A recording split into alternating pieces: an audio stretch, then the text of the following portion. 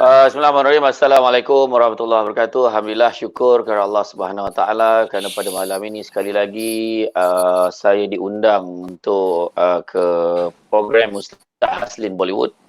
Kita berkumpul di pos Ustaz Aslin bagi merapatkan hubungan kita antara satu dengan yang lain dan juga kepada semua pendengar-pendengar dan follower-follower yang cintakan ilmu sekalian. Jadi alhamdulillah, apabila tibanya nuzul Quran, ini adalah satu peristiwa yang sangat, orang kata sangat menakjubkan.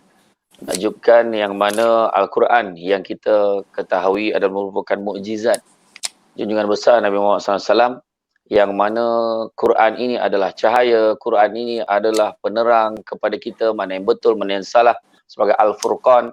Begitu juga Quran ini juga adalah merupakan sebagai syifa, sebagai penyembuh kan kepada penyakit, macam-macam penyakit, termasuklah penyakit hati, jiwa dan lara. Dan begitu juga di dalam Al-Quran ini yang cukup hebat dan bukan hanya sekadar untuk diletakkan sebagai hiasan di rumah, tapi untuk dibaca dan untuk diamalkan. Betapa besar dan hebatnya Al-Quran ini apabila dibaca, apatah lagi dibaca dan difahami, apatah lagi dibaca, difahami dan diamalkan. Persoalan yang timbul apabila tibanya sambutan nuzul Quran sekali lagi pada tahun ini, soalan untuk ditanya kepada diri kita semua, di manakah kita di sisi Al-Quran ini? Di manakah Al-Quran di hati kita? Adakah Al-Quran sudah sampai di hati kita? Ataupun Al-Quran itu masih lagi asing di dalam kehidupan kita? Ataupun kita telah berjaya membudayakan Al-Quran di dalam kehidupan kita? Kerana sesungguhnya Al-Quran ini, Nabi pun pesan, Nabi kata dalam khutbah terakhir Nabi, aku tinggalkan kalian dengan dua perkara. Seandainya kalian berpegang kepada kedua-duanya, nescaya kalian tidak akan tersesat selama-lamanya. Itulah Al-Quran dan Sunnah. Allahu a'lam. Sebagai permulaan. Masya Allah. Okey, soalan. Soalan dengar tak? Dia pakai Bluetooth juga. Ya. Terus Okey. Datuk Dr. Zaharif, silakan. Segi mukadimah, silakan. InsyaAllah Datuk. Silakan Datuk. Bismillahirrahmanirrahim. Alhamdulillah wassalatu wassalam ala Rasulillah wa ala alihi wa sahbihi ajma'in. Terima kasih kepada rakan-rakan yang malam ni meluangkan masa dan juga kepada Pusat Zakat Wilayah Persekutuan yang membantu untuk mempromosikan program malam ini. Sebagai mukadimah sempena kita menyambut nuzul Quran. Ini sebenarnya kalau kita balik kepada perbincangan ulama ya, sebenarnya bila masuk nuzul Quran bukan sahaja kita nak melihat kepada kebesaran waktu atau hari tersebut. Sebenarnya dia nak melihat kepada perkara yang lebih besar, iaitu kita sudah hujung fasa kedua bulan Ramadan. Dia Ramadan ni dia ada 3 fasa kata para ulama, antaranya Dr. Sa'id Ramadan Al-Buti, 10 awal 10 yang pertama, 10 yang kedua dan 10 yang ketiga. Jadi sebenarnya kalau kita balik kepada perbincangan, kita sudah akan berakhirnya 10 yang kedua dan kita akan masuk ke fasa terakhir.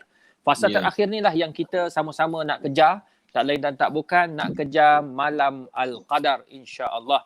Dan saya doakan semua kita termasuk rakan-rakan dalam forum ni dan juga yang menonton, terima kasih sehingga orang kata apa, forum ini mendapat liputan seluruh dunia baru-baru ni, hampir 4 juta orang tengok, subhanallah. Jadi ini merupakan satu nikmat yang mungkin kita boleh jadikan sebagai jalan untuk mendapat syafaat di akhirat kelak. Wallahu a'lam sebagai mukadimah. Ya, terima kasih Datuk Izhar Arif, Tebus Ustaz Izhar Arif, dan mungkin Ustaz Abdullah Khairi. Dah hilang pula ni. Nampak dinding pula dah. Okey, baik, tak apa. InsyaAllah jadi begitulah mukadimah dan tertarik bagaimana kata Dr. Zarif tadi, iaitu tentang kita sekarang ni berada dalam fasa yang penghujung fasa yang kedua, iaitu bagaimana disebutkan orang kata apa nama ni, mendapat pengampunan daripada Allah Subhanahu Wa Taala dan kita akan masuk ke puasa yang ketiga iaitu tidak lain tidak bukan membebaskan diri daripada napi neraka Allah Subhanahu wa taala.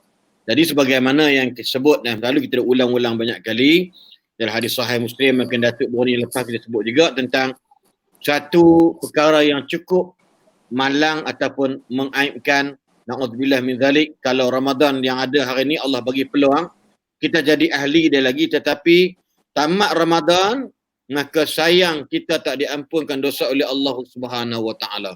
Inilah keistimewaan yang Allah berikan tadi di bulan Ramadan yang penuh dengan 1000 keberkatan ini tidak diambil manfaat oleh kita umat Nabi Muhammad SAW, yang mana puasa yang berlaku pada hari ini tidak wujud, tidak sama dengan bagaimana dilalui oleh para anbiya dan rasul sebelum Rasulullah sallallahu alaihi wasallam, yakni Muhammad sallallahu alaihi wasallam. Jadi itu antara dia. Ada isu-isu yang Bani Datuk Dr. Arif, ada orang kata ni kenapa Al-Quran itu turun dalam malam Al-Qadar, tetapi kenapa disambut pada malam nuzul Quran letakkan 17 bulan. Ini mungkin ada kita tahu Datuk boleh jawab atau jawapan ini merungkaikan persoalan dan permasalahan. Jadi isu jadi macam satu ada at-ta'arud. Al-Quran diturunkan malam Al-Qadar, tetapi kenapa orang sambut ni, dunia ni sambut nuzul Quran pada malam ke-17? Mungkin penjelasan kita tu insya-Allah nanti kita kupas benda yang lain. Silakan Dok.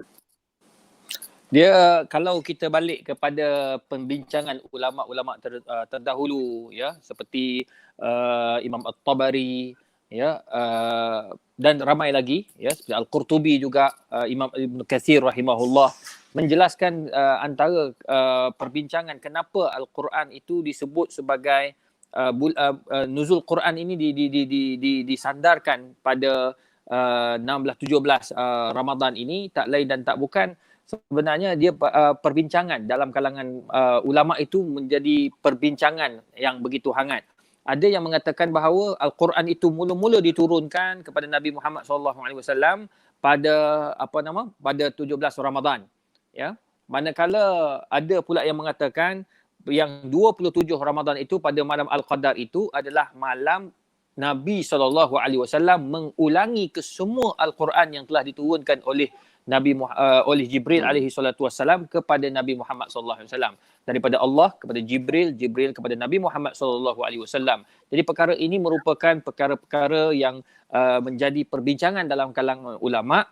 Apakah sebenar tarikh yang menjelaskan tentang nuzulul Quran, dan pada masa yang sama mereka membincangkan juga pada 27 Ramadan ataupun yang dikatakan malam Al-Qadar itu juga malam turunnya Al-Quran. Jadi para ulama cuba mentafsirkan bahawa 17 itu adalah merupakan waktu ataupun tarikh hari turunnya mula-mula Al-Quran kepada Nabi Muhammad SAW, dan ada pula yang mengatakan bahawa ia adalah satu komplitnya Al-Quran diturunkan, yang ayat yang terakhir itu Allahumma salli Muhammad, ayat yang terakhir ya, yang ayat terakhir turun pada Nabi Muhammad SAW sehingga berakhirnya Al-Quran, yang tidak ada lagi Al-Quran selepas itu pada 17 Ramadan. Dan ada juga yang mengatakan bahawa 17 Ramadan ini permulaan dan pengakhiran. Walau bagaimanapun, apa yang kita kena ingat bahawa kita kena cuba mengambil sejarah perbincangan ulama ini terhadap dua tarikh ini sebagai tarikh yang sangat besar dalam Islam.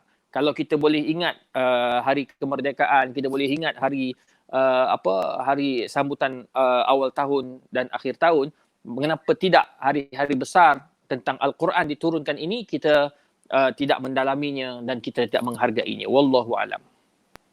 Okey, terima kasih banyak. So bermakna kalau kita lihat Ustaz Dr. Izhar Dr. Izhar terbaca dalam nukilan Ibnu Katsir dalam kitab Bidayah wa Nihayah, itu maksud dia Quran tu diturunkan sekaligus ke Baitul Izzah daripada Lauh Mahfuz secara sekaligus pada malam Al-Qadar. Itu tak nafikan. Kemudian min Baitul Izzah ila Rasulullah SAW, maka diturunkan pada 17 Ramadan. Bagaimana riwayat khilaf tadi ni? Munajjaman. Ya, munajjaman. Jadi diturunkan pada 17 Ramadan ataupun malam tersebut dengan permulaan ayat dengan maklum dan akhir dengan surah Al-Baqarah ayat 281. Dan nak bagi tahu sebenarnya kadang-kadang orang kita ni dia lebih kepada teknikal, lebih pada teknikal.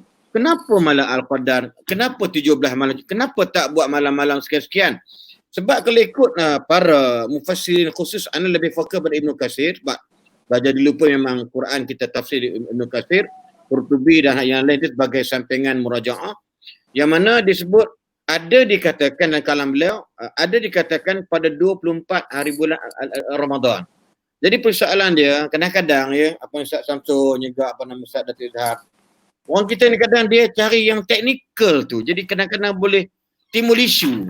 Jadi golongan al-mu'arrikhin atau golongan-golongan para tarikh atau sejarah ni sesama ada orang pun dia orang tak perlu pertikaian, sama-sama tak perlu bergaduh sama sendiri. Mereka sesama meraihkan. Okeylah yang penting Quran tu turun komplit alhamdulillah. Persoalan dia ya. Ustaz Aslin, saya tertarik juga apabila Imam Sya'rawi, Mutawalli Sya'rawi, dia cuba menghimpunkan, dia panggil at-taufiq bainal aqwal. Dia cuba mengharmonikan semua pandangan-pandangan tu. Dia kata apa? Dia kata turun awal ma nuzil al-Quran ala Rasulillah sallallahu alaihi wasallam fi fi Ramadan, iaitu pada nuzul Quran ni, pada hari turun Al-Quran, turun kali yang pertama itu 17 Ramadan itu turun daripada Baitul Izzah. Lepas tu berakhir juga pada 17. Manakala bulan Ramadan itu yang malam Al-Qadar itu adalah murajaah. Jadi dia cuba mencantikkan agar menghormati kesemua pandangan. Mungkin itu antara ijtihad yang dibuat oleh Imam Asy-Sya'rawi rahimahullah. Saya suka apa yang Ustaz Aslin cakap, iaitu perangai orang-orang sekarang ini yang gemar mempersoalkan soal teknikal. Dan benda ni nak bukan teknikal pun, tapi dia gemar mempersoalkan. Tak kisahlah, janji soal. Dan perkara ni telah berlaku ketika dulu pun golongan musyrik pun tanya juga, kenapa wahyu ni turun peringkat-peringkat, kenapa tak turun sekaligus kepada Nabi? Pun ditanya juga, kalau turun sekaligus pula akan tanya kenapa tak turun peringkat-peringkat. Mereka akan tanya, sentiasa nak cari tanya, bukannya untuk kepentingan pun, kadang-kadang ada kalanya sekadar bertanya. Kan? Sedangkan apa yang lebih penting, apa yang lebih mustahak apabila Quran itu tiba, apakah peranan kita selanjutnya? Untuk membacanya, untuk mengamalkannya dan untuk menyebar panjangkannya kepada yang lain. Wallahualam. Kita nampak Ustaz Abdullah Khairi ni macam litlop hip-hop ni, kejap timbul kejap tak ada. Wallahualam, mungkin lain ikut masalah. Dia tak tahu apa sebab dia. Mungkin dia tak tu. Nampak cara tu dia tak dengar suara kita tu. Nampak sebab mulut dia mengangut. Jadi dia kejap dia hilang. Mungkin ada masalah, mungkin line dan sebagainya. Jadi alhamdulillah sebab tu saya buat dari teknikal ni. Sampai sekarang ni Datuk Samsul. Ya. Ana dapat WhatsApp tu masih lagi. Kenapa kita tak boleh nak solat di masjid ni? Kenapa? Jadi isu-isu dia main tau. Jadi soalan kadang-kadang kita pun malas nak jawab dah, kita abaikanlah soalan tersebut. Kalau jawab jadi panjang. Ni contoh dia. Jadi kadang-kadang susah juga dalam persoalan-persoalan teknikal ni pun kadang-kadang soalan why ataupun kenapa atau mengapa, bila, di mana dan sebagainya. Saya ingat kita ustaz ni pun Allahu Akbar, bukan ilmu kita sehebat mana, tapi jadi macam tergugat, jadi nak geram, kamu ni soal pelik-pelik. Macam kes perceraian, bagi contoh dia. Kes perceraian kan. Timbul isu masalah dia, suami dah tak ada kerja tapi suami duduk dalam rumah.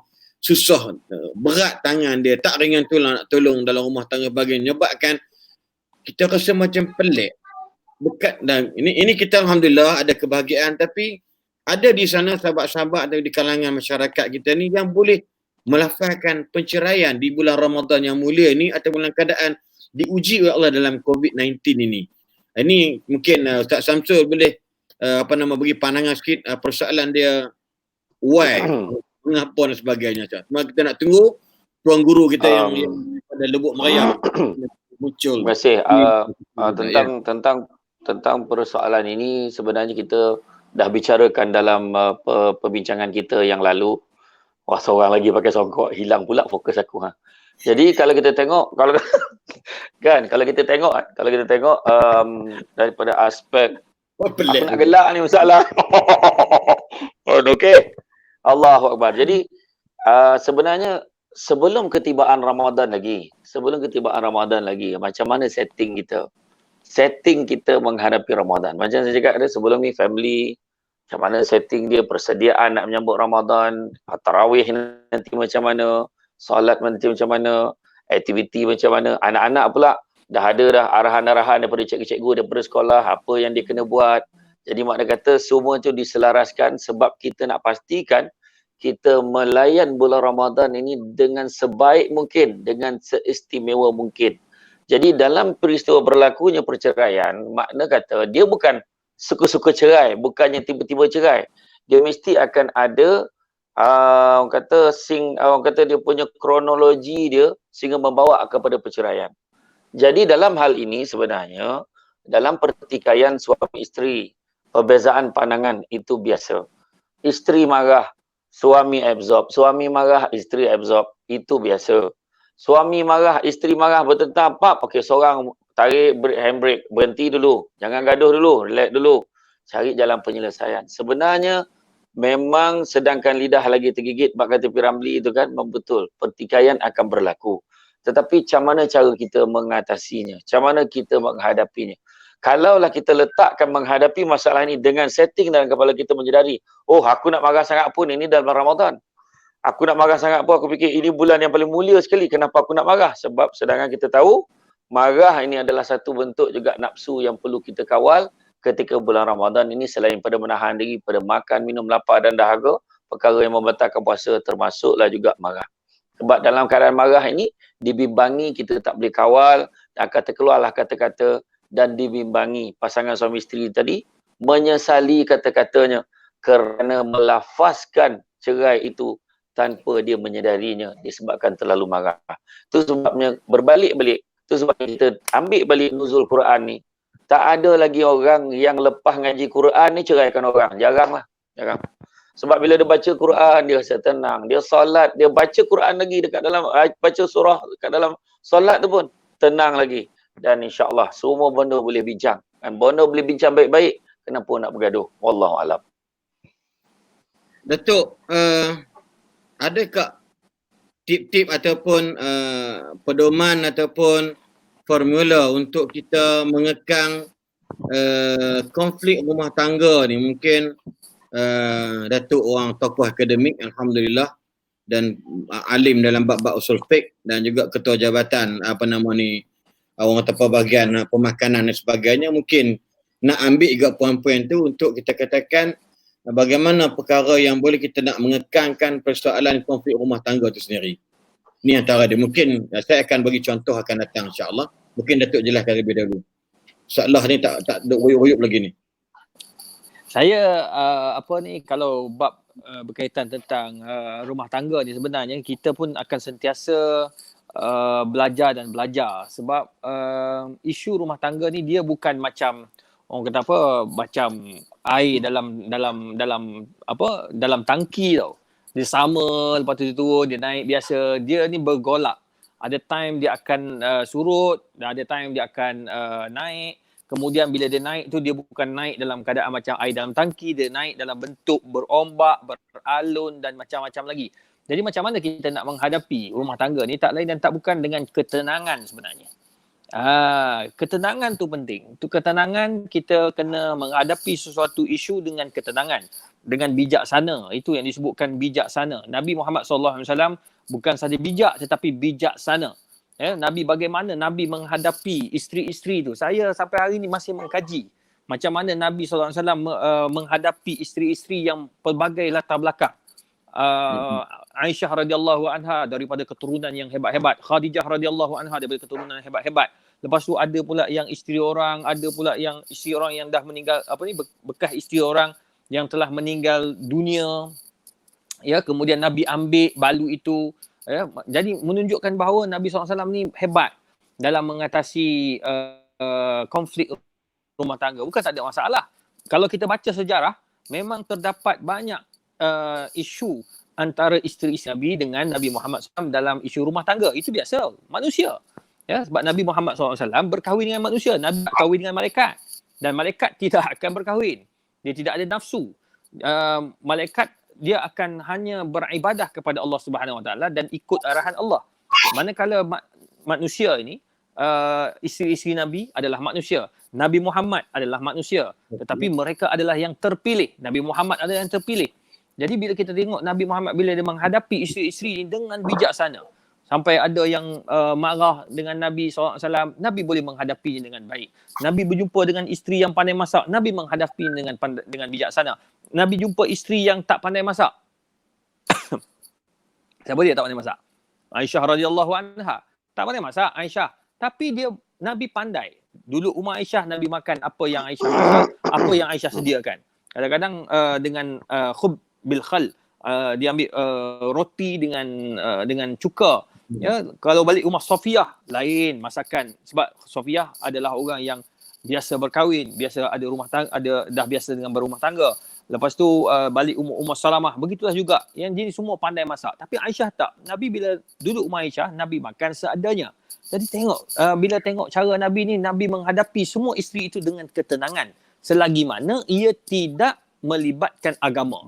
Kalau libatkan agama, memang Nabi garam lah. Nabi akan marah dan sebagainya. Itu yang pertama lah, ketenangan. Yang kedua, Nabi Muhammad SAW menghadapi, menjaga ataupun mengurus rumah tangga itu dengan ilmu. Ilmu itu sudah pastinya Nabi SAW akan diajar oleh Jibril alaihi salatu wassalam, melalui Jibril alaihi salatu wassalam. Tengok apabila berlakunya fitnah ataupun dipanggil hadisul ifk, ya, yang menunjukkan bahawa Aisyah radhiyallahu anha telah difitnah sampai Nabi tak boleh nak terima, sedih Nabi. Tak bercakap dengan Aisyah radhiyallahu anha sampai turun ayat Quran. Bayangkan Nabi ada perasaan sedih, ada perasaan cemburu sebab sifat kemanusiaan tu ada. Pada masa yang sama, Allah ajar Nabi Muhammad SAW, didik Nabi Muhammad SAW menerusi Jibril alaihi salatu wasallam apa yang perlu dilakukan apabila wujudnya konflik rumah tangga. Nabi dia tidak ada banyak cakap. Nabi tengok kalau kita hari ni bila ada masalah sikit dengan isteri atau suami, kita akan sebarkan dekat laman sosial. Nabi diam, Nabi tak ada nak mengadu pada Abu Bakar, tak ada mengadu dengan orang tu, tak ada mengadu dengan orang jiran belakang, tak ada.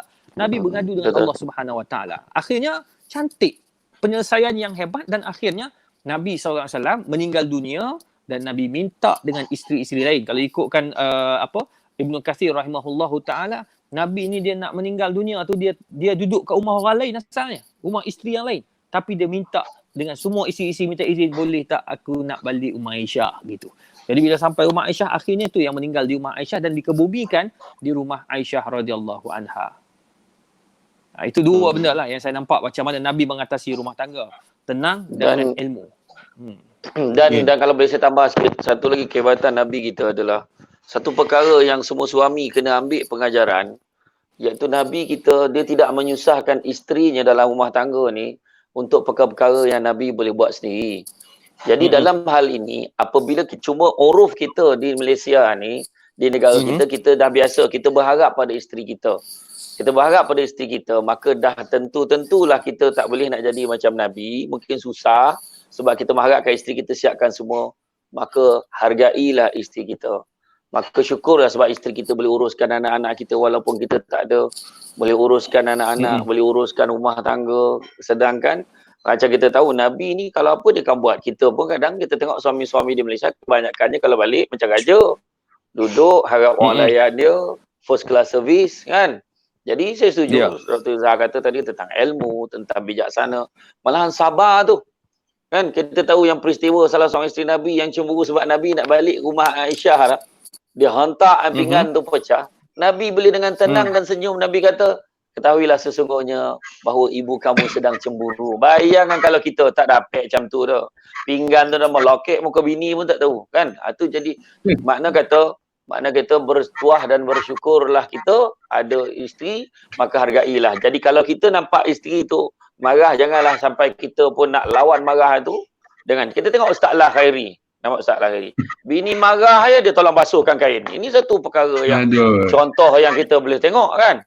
Bukan satu orang kata. Ni pembetulan Abang Alam. Pembetulan fakta. Ini yang selalu bermusafir dengan dia kan. Tak payah marah bang, tak payah marah. Jeling je. Jeling ya.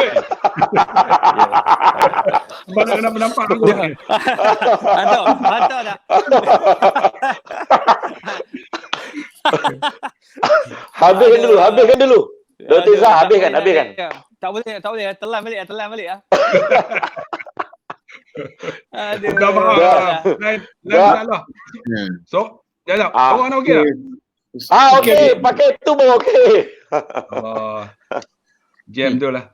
Sebab Tak apa, okey. yang tak ada wayar tu memang dia tarik ah. Tak elok. Saya lagi dia poros pula. Tadi ada orang komen, dia orang kata Ustaz Allah pergi ke forum sebelah ke?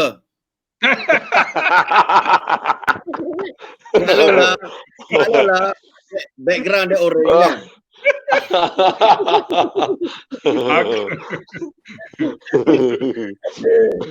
Apa yang dibincangkan? Allah tu tinggal share 40 minit lah. Itulah. Tak cerita pasal bini jeling ni. Pasal bini jeling tadi sambung. Okey, Ustaz, kita mukadimah soalan sikit tentang nuzul Quran ni. Apa kita perlu laksanakan, lakukan sebagai umat Nabi Muhammad sallallahu alaihi wasallam. Silakan Ustaz. Allah. Assalamualaikum warahmatullahi wabarakatuh. Ahli panel, Selin, Ustaz Samsul Debat, Dr. Mia, Datuk. Minta maaf banyak-banyak, anda punya internet problem. Allah Subhanahu wa taala berfirman, "Syahrul Ramadan alladzi unzila fihi al-Quran hudan lin-nas wa bayyinatin minal huda wal furqan." Bulan Ramadan ini Allah turunkan Al-Quran. Quran itu hudan lin-nas. Dia bagi petunjuk kepada manusia. Wa bayyinatin minal huda, dan menerangkan petunjuk, dia menjadi pembeza furqan. Dan Quran ni hebat tak hebat, alhamdulillah diturunkan dalam bulan Ramadan. Sebab itu banyak orang bila membaca Al-Quran, mengkaji Quran, Tuhan buka pintu hidayah dah. La raiba fi hudal lil muttaqin. Dia tak ada ragu. Tuhan buka pintu hidayah kepada orang yang membacanya, orang yang mengkajinya. Sebab itulah mukadimah saya nak bagi tahu, ada di kalangan manusia yang Tuhan buka hidayah kerana Al-Quran. Di antaranya Dr. Murais Bukail yang mengkaji tentang Firaun. Akhirnya dia menjumpa dalam Quran yang menceritakan bagaimana menerangkan tentang tubuh jasad Firaun yang Allah selamat. Akhirnya dia masuk Islam.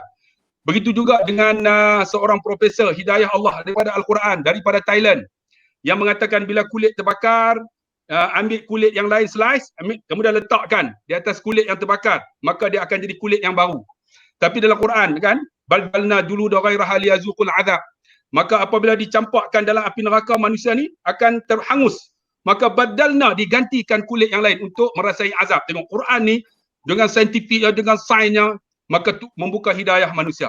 Sebab tu alhamdulillah dengan sempena malam ni, malam dikatakan nuzul Quran, kita membincangkan satu topik yang cukup hebat. Tapi ada orang yang tak boleh baca Quran pun ada. Sampai umur 40, 50. Maka malanglah di kalangan kita yang kan orang Islam yang tak reti baca Quran. Malahan tak mau ambil iktibar, tadabbur daripada Al-Quran ini. Itu mukadimah daripada saya. 40 minit aku tunggu tak keluar-keluar muka aku. Kurang ajak punya internet. Aku tahu mesti mereka ni duk maki aku ni. Tak ada, mana ada. Kita fikir Ustaz lah top up RM5 je. Kena top up yang mahal sikit. Bukan, dia ambil yang free punya, memang lah berebut dengan orang kampung. Baru ni dengan masjid USJ 9. Gambar tak keluar, suara yang keluar. Aduh jam. Oh ya ke? Internet kat sini slow. Allah minta maaf lah. Kena minta orang pasang antena tu. Dia sebenarnya mudah je. Jadi YB kat kawasan tu. Allah, YB sini turun. Oh jangan. Boleh mampu dari sini. Jadi YB kat situ, hang naikkanlah prasarana. Macam Tun Abdullah Balawi, dia naikkan prasarana dekat mana, dekat mana Pak kita forum tu? Kepala Batan. Lepas ni bila hang jadi apa nama Tun Abdullah Khairi pula. Hai, belum pegang jawatan dah Tun. Main. Dia ada dua. sama ada tun ataupun tong. Sebab tadi kalau kita tengok komen-komen yang ada kat Ana ni, depa duk ramai 80% syak Ustaz Allah Khairi ni dia sedang melihat forum di sebelah. Itu yang jadi dia putih semua ni. Tak, saya sahkan bahawa Ustaz lah tak begitu. Saya sahkan. Nah, kalau ada dia kita berpesan supaya dia bertakwa kepada Allah Subhanahu Wa Taala. Mudah-mudahan. Allahu Akbar. Okey, dah apa, nanti kalau apa nama ni ada banyak perbincangan sebenarnya, dah masuk pun dah dekat sejam, masya-Allah. Pasal Betul lah, baru masih sembang saja, lebih kurang salah masuk minit yang ke-47. Jadi jadi insya-Allah kita Dia akan ni Ya. sekarang ni kita nak kena bincang juga, bagi tahu pada masyarakat sekarang ni kenapa masjid dan surau masih tidak boleh buka. Sebab terlalu dia sekarang ni jadi konflik tau, dia ada konflik. silakan. Ramai yang tak faham. Ramai yang jadi pening. Semalam pula Negeri Perlis atas perkenan tuanku telah mengisytiharkan bahawa solat Jumaat akan ada di masjid-masjid di seluruh Perlis. Tetapi hanya 12 orang, ya, kalau tak silap saya. Termasuk AJK dan 12 pegawai. orang. Termasuk AJK dan pegawai yang terpilih, bukan untuk orang awam. Jadi ada pula yang kata kenapa ni supermarket buka, lepas tu masjid tutup. Allahu Akbar. Lepas tu negeri-negeri lain termasuk negeri Selangor, apa pasal tu? Hantar gambar siapa? Forum. Oh. Lepas tu macam negeri Selangor buat masa ni masih ikut arahan tuanku yang awal, yang mana sampai 31 Mei. Maknanya tidak boleh beroperasi, tak kira lah apa saja program, sehinggalah akan ada pengumuman baru daripada negeri Selangor. Itu memang tak boleh buat apa-apalah. Jadi maknanya kita kena ikut ulil amri. Mungkin kita boleh sembang lah, kita perjelaskan kepada masyarakat apa yang sebenarnya kita kena faham tentang isu berkaitan tentang agama Islam di negeri-negeri kita ni. Ustaz Allah mungkin tak ada masalah. Pulau Pinang macam mana? Tapi ada orang kata ulil amri ni ulil amri yang tidak sah. Itu macam mana dia tu? Ulil amri ulama tak sah. Tidak sah. Ulil amri pintu belakang dia kata. Aduh. Jadi Pintu sekarang belakang ni, apa? Siapa yang letak? Kajian. Siapa tarik diri? Apa ni dengan buat leceh? Mau hai, bulan bulan. Dah. Dia kena ada. Hoi, baru jadi. Dia Ada orang yang letak jawatan, kemudian dah tak ada rumah, buka pintu rumah pun dah repan. Ni nak marah ni malam ni. cakaplah. Tak macam ni. Saya rasa sebenarnya dalam keadaan ini Itu kontrol. nanti dulu tak nak bagi ayat yang sampai kan. Kita kena ingat keadaan kita sekarang ni, apa lebih penting kita perlu fikirkan bagaimanakah keberterusan, macam manakah tentang rakyat yang sedang menderita, bagaimana tengah dalam keadaan bimbang dengan tahap keselamatan dan kesihatan, bagaimana frontliners yang menangis setiap kali PKP dilanjutkan, menitis air mata, tak dapat nak berkonsentrate dengan family. Kita sampai cerita boring dengan keluarga, boring duduk rumah, nak keluar ke sana, nak pergi ke sini. Sedangkan frontliner yang bertugas di hospital, pusat kesihatan, jaga bilik kuarantin, sangat tertekan dan mengharapkan sokongan daripada kita semua. Dalam keadaan itu, masih lagi nak cerita pasal politik sana, politik sini kan. Itu sebabnya kita nak fokus balik sebenarnya apa sebenarnya tujuan. Saya setuju Dr. Zahar cakap tadi.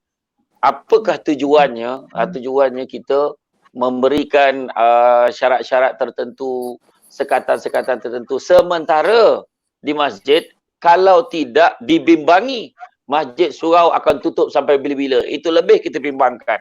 Lebih baik kita buat langkah pengawalan sekarang, bila dah lega kita buat. Dan saya setuju juga dengan apa yang Ustaz Lah Khairi katakan tu. Setengah orang nak bantai je, sedangkan dia tak tengok balik sejarah apakah mulanya berlakunya keadaan yang pada hari ini. Dan kita tak ada, kita okey je. Sebelum ni kita tengok macam Ustaz lah Khairi tak boleh keluar TV, okey je, lagi banyak keluar dalam apa Facebook sekarang ni, lagi laku kan. Apa hal kan? Tak kisah, tak ada masalah. Sebenarnya semuanya ada hikmah. Apa juga berlaku ada hikmah. Pada orang yang memandang PKP itu sebagai satu benda menyusahkan dia, maka dia akan anggap musibah. Tapi siapa yakin dengan ujian Allah untuk menaikkan darjat dan mengampunkan dosa-dosa hamba-Nya, maka dia akan memandang PKP ini sebagai satu hikmah untuk meneruskan kehidupan yang lebih baik lagi. Wallahu alam. Dr. Zarif, Ana terbaca tadi tentang ulasan Dr. iaitu mengenai qaul qadim bagi Imam Syafi'i, sebab di sini komentar ada bertanya soalan tentang sah ke solat Jumaat 12 orang. Ni persoalan dia, silakan. Okey, dia sebenarnya kalau kita tengok kepada perbincangan ulama-ulama ya, antara Imam As-Sayuti, Imam An-Nawawi, rupa-rupanya mereka dah bincang pandangan Imam Asy-Syafi'i ni. Rupanya dalam bab solat Jumaat ni, Imam Syafi'i ada dua pandangan. Pertama pandangan Al-Qadim, yang kedua pandangan Jadid. Pandangan Al-Qadim minimum ada tiga pandangan. Satu, kata 3 orang dalam keadaan kita tidak mampu disebabkan sakit, disebabkan tak cukup ada masalah. Macam sekarang ni dalam isu COVID ni kita masukkan dalam kaedah darurah. Dia pertama tiga, pandangan pertama 3, pandangan kedua ni qaul qadim di bawah qaul qadim tu ada 3 pandangan. Pandangan pertama kata 3 orang, minimum 3 orang boleh solat Jumaat. Nombor 2, 4 orang. Nombor 3, 12 orang. Benda ni tiga-tiga ni dibincang ulama ni. Jadi akhirnya kalau kita kat Malaysia sekarang, nampaknya yang macam di Perlis, saya nampak masih menggunakan pandangan Imam Asy-Syafi'i tetapi pandangan qadim. Walaupun mereka mungkin ada fatwa di Perlis, mereka gunakan mungkin mazhab lain, itu terpulang kepada negeri-negeri. Cuma bagi saya, pandangan mazhab Syafi'i yang lama itu pun masih diguna pakai. Masih boleh diguna pakai dalam keadaan seperti ini. Ya, daripada kita duk pening-pening sekarang ni, dia memang ada dah dalam mazhab Syafi'i, dah bincang dah. Boleh solat 12 orang kalau dalam keadaan-keadaan tertentu. Dan syarat tak boleh nak cukup. Kalau lebih lagi bagus. Tapi sekarang ni Ulil Amri kata letak 12 dulu buat masa ni. Itu baru Perlis, yang lain tak tahu lagi. Yang lain masih dalam perbincangan, belum lagi keluarkan apa-apa statement, belum dapat lagi keputusan daripada duli-duli yang maha mulia, tuanku-tuanku, raja-raja seluruh negeri. Jadi kita kena hormat benda tu. Itu yang pertama. Nombor 2, kalau tidak ada masalah, maksudnya tempat itu boleh dipenuhi dengan 40 orang dan tidak ada masalah COVID, maka dia kena balik dan berpegang semula kepada pandangan Al-Jadid Imam Asy-Syafi'i, iaitu mesti 40 orang ke atas. Jadi maksudnya kat sini menunjukkan bahawa imam-imam terdahulu dah bincang secara lumat tentang isu solat Jumaat ni. Jadi maknanya kalau katakan benda tu terlalu besar mudarat dia, mungkin kita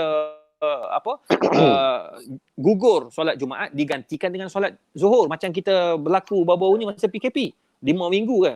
4 minggu tak sembahyang Jumaat, 4 minggu bah. 6 minggu tak sembahyang Jumaat. Tu dia bukan makna kita batalkan solat Jumaat, tak, digugurkan solat Jumaat dan diganti dengan solat Zuhur. Ni sekarang ni kalau dah ramai rakyat duk desak ni, duk kata kenapa tak buka lagi masjid, kenapa tak boleh sembahyang Jumaat, kami dah resah.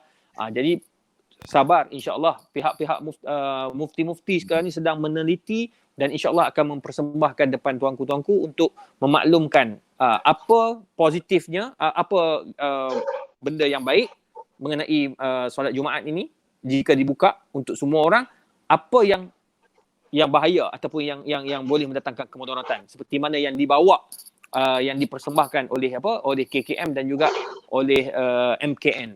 Sebenarnya benda ni sangat memainkan peranan. Sebenarnya saya fikir masyarakat kita perlu kaji juga tentang betapa bahayanya virus yang sedang berkeliaran di luar sana. Tanyalah pada ahli keluarga yang terkesan, yang dijangkiti. Adik saya kena. Tanya. Tengok, lihat sendiri keadaan. Bagaimana deritanya, mereka menanggung kesakitan. Dia bukannya biasa-biasa dan dia cepat menyerang semua organ dalam badan kita ni. Dan kita lihat sendiri, jangan cakap masjid kampung baru, jangan cakap masjid kampung Pancur, kampung mak saya tu. Jangan cakap kampung Kek Penang. Kita cerita Masjid Nabawi dengan Masjidil Haram pun belum bagi orang masuk, lagi kita heboh nak masuk masjid kita. Apa cerita? Kalau betul buka, kita pun dah fikir dah. Tahun lepas kita dah set dah. Kan Ustaz Aslin, Ustaz Las, Khairi dan kawan-kawan kita yang lain, semua dah buat reunion bulan 11 tahun ni cadangannya. Kita nak masuk umrah, kita pergi sekali. Kan? Tapi tertangguh. Jadi cuba kita fikir sikit. Kan? Jangan fikir. Saya bukan marah ni dah, tapi memikirkan kita ni untuk kebaikan jangka panjang dan untuk orang ramai. Kemaslahatan orang ramai. Cuba kita fikir. Sebab pergi, seronok, okey, katalah dilonggarkan. Kita umumkan, okey bagi. Secara sembrono dengan kata pinjaman Indonesia tu, kita masuk dalam masjid, kita sembahyang happy, kononnya happy. Lepas tu ramai pula, ada pula kluster baru. Macam. Ada kluster baru. Yang paling tension, yang paling kesian, tetap juga frontliner. Adakah kita nak reverse balik, buat lockdown pula balik semula, nak buat PKP balik semula, nak tengok balik askar dan polis berkawal seperti dulu. Lepas tu ulang balik, lepas tu desak lagi nak pergi masjid. Yang paling best tu, geng-geng yang bising tu, rindu nak pergi masjid. Dulu tak pergi masjid pun. Kan? Tapi bukan kata orang sinilah, ni orang entah negara mana, entah Uganda ke mana, tak tahulah. Tapi makna kata apa-apa pun kita biarkan kata ulil amri kita berbincang, fikirkan berdasarkan dapatan-dapatan daripada Kementerian Kesihatan Malaysia, Majlis Keselamatan Negara, untuk membuat satu ramuan serta formula terbaik supaya rakyat senang, peniaga-peniaga, pekerja-pekerja juga dapat menjalankan tugas masing-masing dengan tenang berdasarkan garis panduan yang lengkap dan tepat di dalam meneruskan kehidupan kita di negara kita Malaysia yang kita cintai. Wallahualam. Cuma alhamdulillah kita lihat kerajaan yang sedia ada ni, orang komen ni dia tidak cepat melatah. Ini pun kita hormat dan kita dia tak cepat melatah. Khususnya Menteri Agama kita yang kita kenali dan rajulun masyhur wa ma'ruf yakni dalam negara kita, iaitu Datuk Seri Dr. Zulkifli Al-Bakri, bekas Mufti Wilayah Persekutuan. Alhamdulillah mungkin sesuatu benda yang ada pada sifat warak dan tawaduk dia tak cepat melatah. Saya ingat kalau silap hari bulan kita pun geram. Nak pipi lah, nak mampu. Silap hari bulan dia tu. Orang tak bagi pandai-pandai nak pipi lah. Tapi setiap kali kita melihat wajah Menteri Agama kan, kita macam tertanya-tanya kan. Siapa lah agaknya mufti wilayah seterusnya. Kita tak tahu kenapa. Anak ni. Tak tengok bila saya sebut tu kan. Bila saya sebut tu, bila kita sebut tu semua gelak, seorang je relax macam tu kan. Ustaz Lah nak jawab. Ustaz Lah apa yang cakap apa? Teruskan. Dia ubah tajuk. Bagus. Apa pandangan Ustaz Lah tentang isu apa nama? Isu ni lah, isu. Ana tengok sekarang ni. Banyak kawasan dah hijau. Contohnya di Pulau Pinang dah berapa hari dah tak ada dah pembawa kira hijau. Pulau Pinang, Kedah, Perlis, Kelantan. Bagi ana tak boleh kawasan-kawasan yang hijau ni yang tak ada import daripada yang luar, kita bagi kelonggaran depa dulu buat solat Jumaat tapi dalam keadaan jarak. Sebab mereka dah hijau dah 5-6 hari dah ni. Pandangan ana sebab kita bakal mufti dah. Tak boleh lah. Dia apa nama dia tak tahulah, benda tu kena tunggu ni lah muzakarah punya pembincangan, hasil perbincangan. Kita pun payah nak cakap sebab kadang-kadang kementerian orang-orang yang buat kajian ni ataupun yang macam MKN, KKM, dia orang bukan tengok kepada benda yang orang kata apa?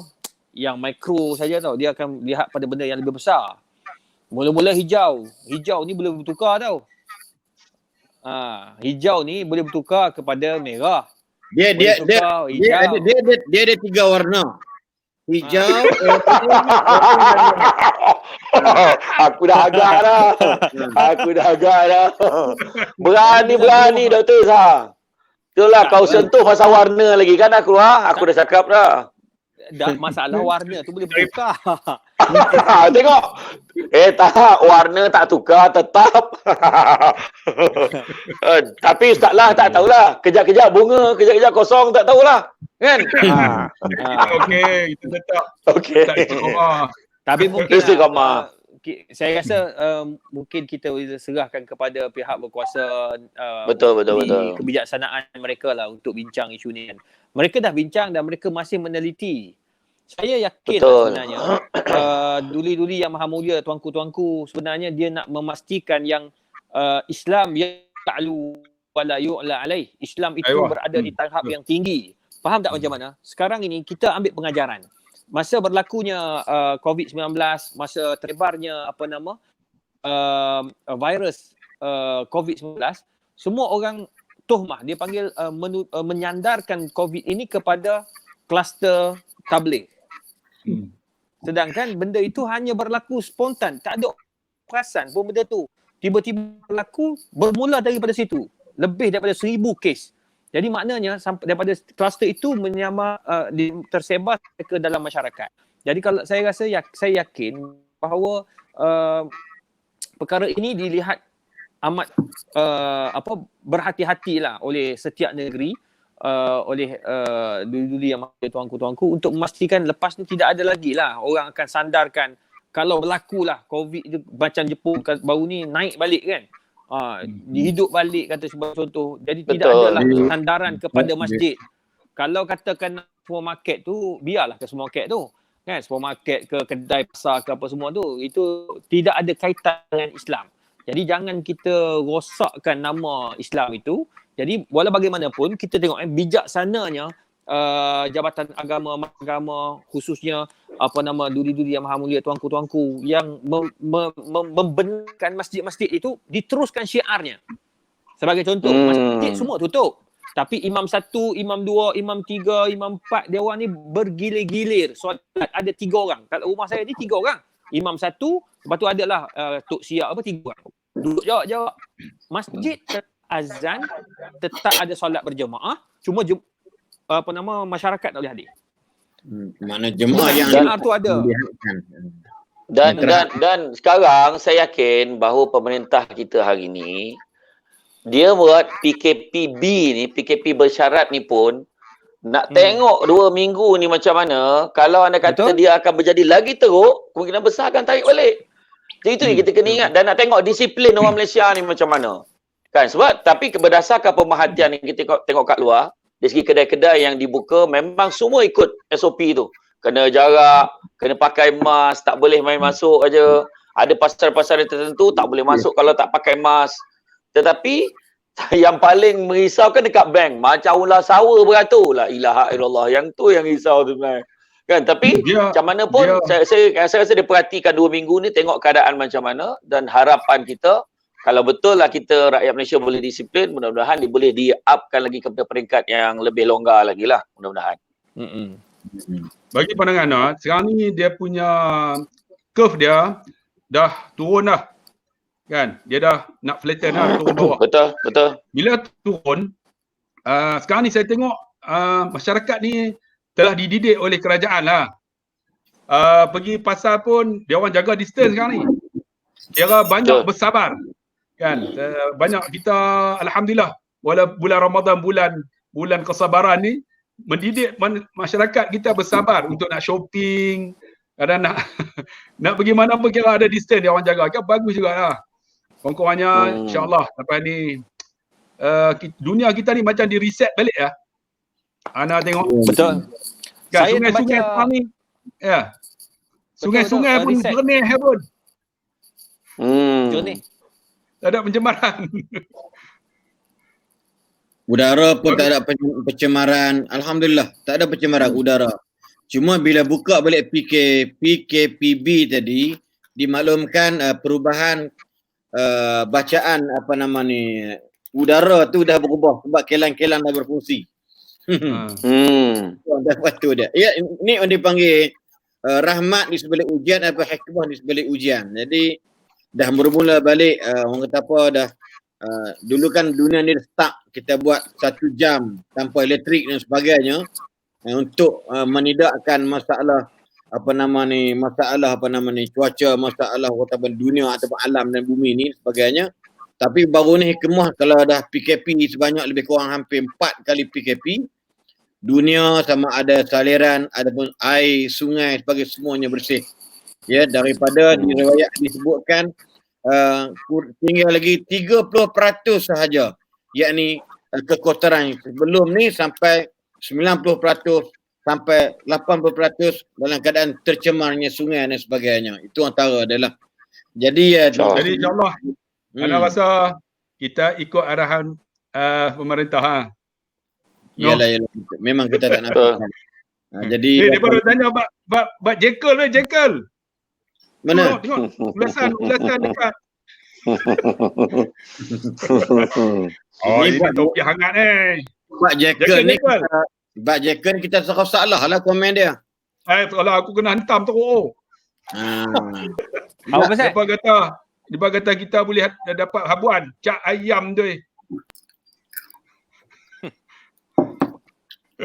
Kita nak tanya Datuk Dr. Zaharif. Ni pandangan soalan baru ni. Dia buat video berapa minit. Menyokong lah sekian-sekian. Netizen dia saya ingat 80% banyak kata soalan ni nampaknya makan dalam. Dia memang dalam. Ya. Jadi dia punya elemen tak betul, dia bearing dia rosak. Jadi dia kata soalan mesti dapat something. Mungkin pandangan orang tak terlibat ni, tokoh akademik kita, silakan Datuk. Saya melihat kepada dua benda lah ni, Ustaz Aslin, Ustaz Allah, Ustaz Syamsul Debat. Dalam isu kita menghadapi situasi macam ni, dua-dua kena belajar daripada kesilapan. Pertama, pihak Jekyll, diorang patut kena belajar. Orang-orang kaya kena belajar. Bukan ini kali pertama ni. Pada Jekyll bukan kali pertama. Dia dah berlaku kepada selebriti-selebriti yang kaya-kaya ni tersilap cakap. Faham tak? Tersilap cakap, tersilap komen, menyebabkan netizen ni stres. Jadi saya melihat mereka ni kena jaga. Macam kita ni kena jaga mulut. Jangan bila kita bagi kenyataan menyebabkan tergurus yang susah, tergurusnya hati orang yang tak ada kerja. Jadi itu sebabnya kita kena ingat. Kadang-kadang setengah-setengah orang saya tengok dalam komen-komen laman sosial kan. Saya tengok orang ni dia kata, kenapalah kita buka sektor ekonomi. Tutuplah. Tambah lagi orang kata PKP sampai lagi 1 bulan. Bila dia cakap betul dia takut COVID. Tapi sekurang-kurangnya dia ni ada duit.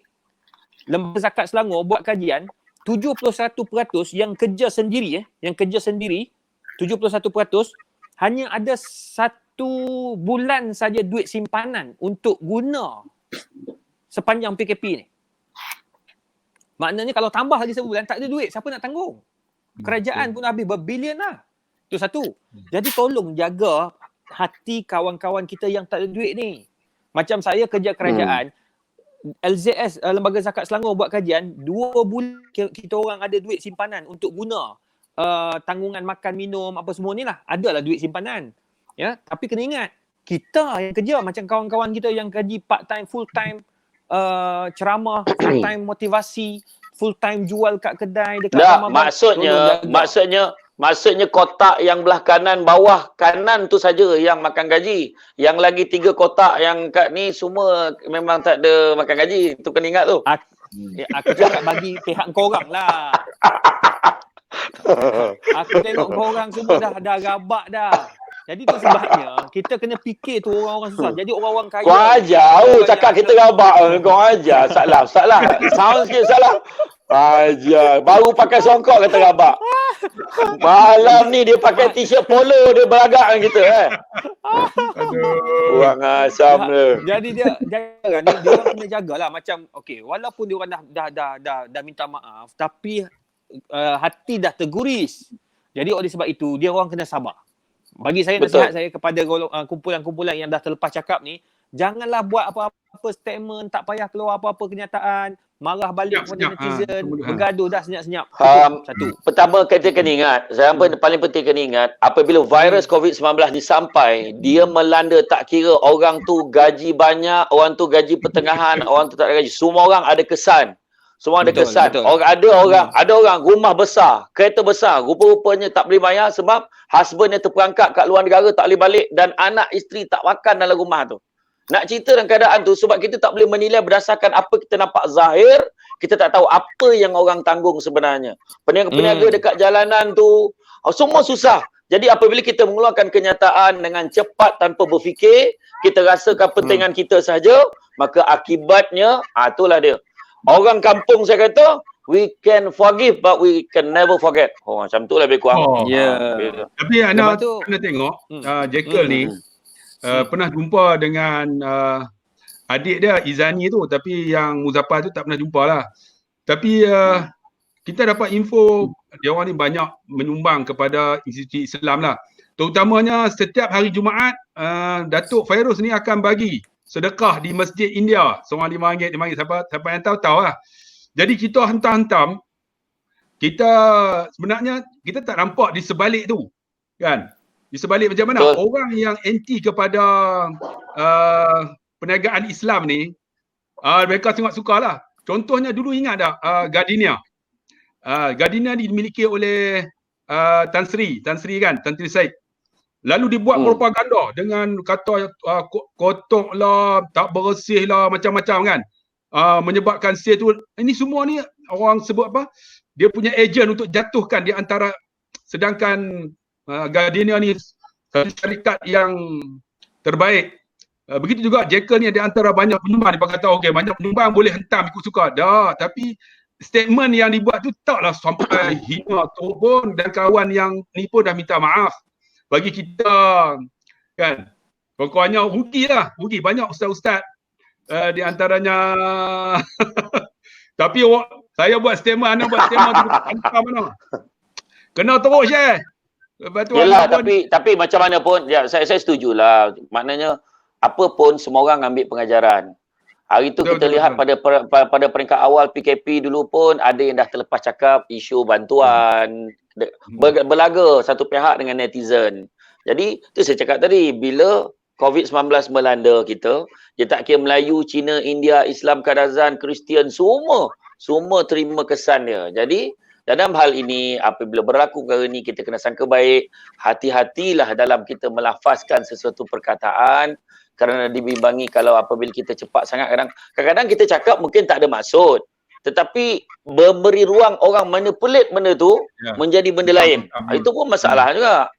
Kan? Jadi kadang itulah. Kadang-kadang kita punya berceramah pun, ceramah kita ada orang dia potong ambil sikit dia, lepas tu dia kata kita macam ni. Ada juga. Tapi kita jangan kita jangan putus asa. Apa juga yang kita buat, kita dah minta maaf tu satu tindakan yang sangat baik lah pada saya. Dia dah merendahkan diri dia, mohon maaf. Jadi macam saya cakap lah, minta maaf, memaafkan. Dua benda yang paling mulia di sisi Allah, tapi susah nak buat, dan dia dah buat. Jadi kita pula anggaplah orang semua tengah stres. Jadi tak usah kita panjang-panjangkan isu ni. Tutup isu Jekyll, dan kepada semua pengajaran dia, hati-hatilah kita dalam memviralkan, mengutarakan satu pandangan, hati-hati. Wallahualam. Tajuk lain. Datuk Zahar mungkin ada Dr. Zarif point tak habis tadi ni. Yalah, yang pertama dia yang pertama tadi macam tadilah, kepada golongan yang kaya, yang ada duit, tolong jagalah sensitivity orang yang tak ada duit, orang yang terputus dia punya kewangan. Macam saya nak buat nak buat stiker, nak buat poster-poster kan, saya sangat detailkan benda tu. Saya tengok okey, ayat ni kena buang, ayat ni kasar sikit, ayat ni tak boleh. Saya memang jaga sebab saya takut nanti dia memberi kesan yang negatif kepada netizen. Itu yang pertama lah, kita kena jaga hati orang. Sebab kalau dah terlepas cakap, wabillahi taufiq wal hidayah, wassalamualaikum warahmatullahi wabarakatuh. Itu. Nombor dua, dia juga pengajaran kepada ni lah. Ini dia panggil alladzina idza asabatuhum musibatun qalu inna lillahi wa inna ilaihi raji'un. Dia ni akan menyerahkan segalanya kepada Allah. Orang-orang susah, orang-orang yang ditimpa musibah, yang kena perli lah, kena apa-apa sebagainya ni, dia orang ni sebenarnya Allah nak tengok ni di bulan mulia ni, kamu ni pemaaf ataupun tidak. Ya, betul. Yang Allah kata wabasyiris sabirin, beruntunglah orang yang sabar. So sekarang ni kamu kena pelekeh, kamu kena kena kata macam-macam. Allah, sabar je. Sebab benda ni tuan-tuan, kawan-kawan, orang ni dia tidak akan sentiasa puas dengan apa yang dia orang cakap, dan kita pula tidak akan puas untuk menilai seseorang. Jadi kita kena serah kepada Allah Subhanahu Wa Taala. Jadi saya harap nurtizen ya, agar mereka ini memaafkan ya kepada siapa saja yang yang mengata yang tersilap. Bagi saya mereka tersilap lah dalam menyampaikan kenyataan. Bukan ini je kali pertama lah. Sebelum ni pun banyak ya, macam-macam artis lelaki perempuan yang tersilap cakap, kumpulan-kumpulan yang macam-macam lah. Jadi sebenarnya jangan kita kembangkan lagi ataupun bangkitkan lagi sebenarnya. Cuba kita ambil positif. Yang belah A kita nasihatkan, yang belah B pun kita bagi nasihat. Sebab kita tidak mahu benda ini mencelarukan kita orang Islam. Rugilah kita. Ya? Jadi, sejajar dengan tema kita Nuzul Quran, maka berbaliklah kepada Al-Quran. InsyaAllah, maka sejahteralah kehidupan kita secara keseluruhannya.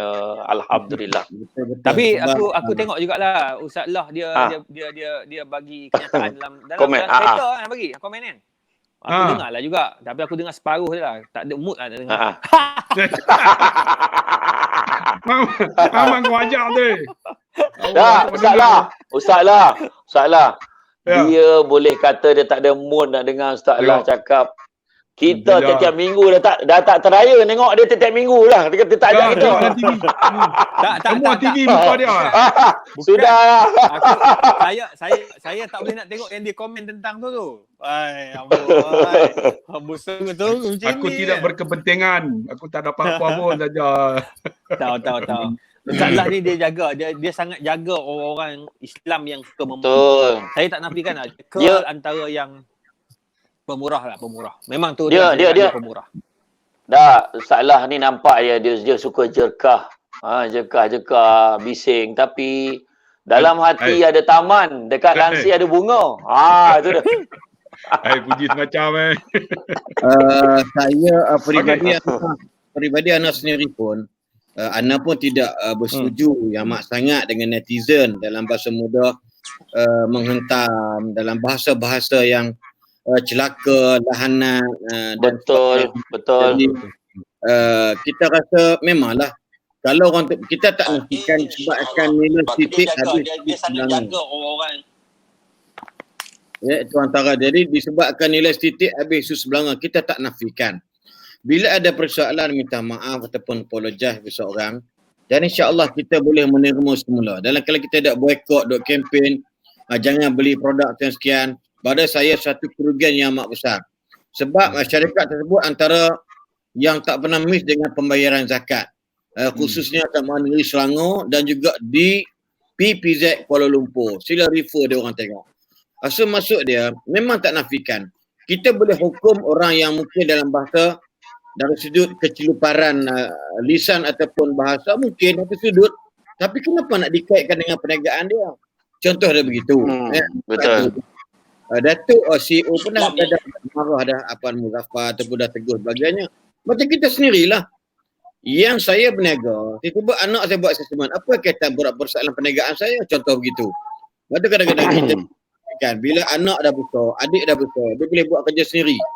Jadi pun netizen kena faham. Ni masalah-masalah jabatan netizen negara yang disebut dalam bahasa mudah sekarang ni kan. Jadi kita minta lah sahabat-sahabat kita, netizen semua, maksud dia Ana pun dah tengok pelik sebab isu-isu ni berlaku di bulan Ramadan. Bulan Ramadan. Sebab bulan Ramadan ni fokus masyarakat memang terlalu orang kata apa concentration kepada alam maya ataupun dalam media sosial. Ini yang Sekali lagi apa construction?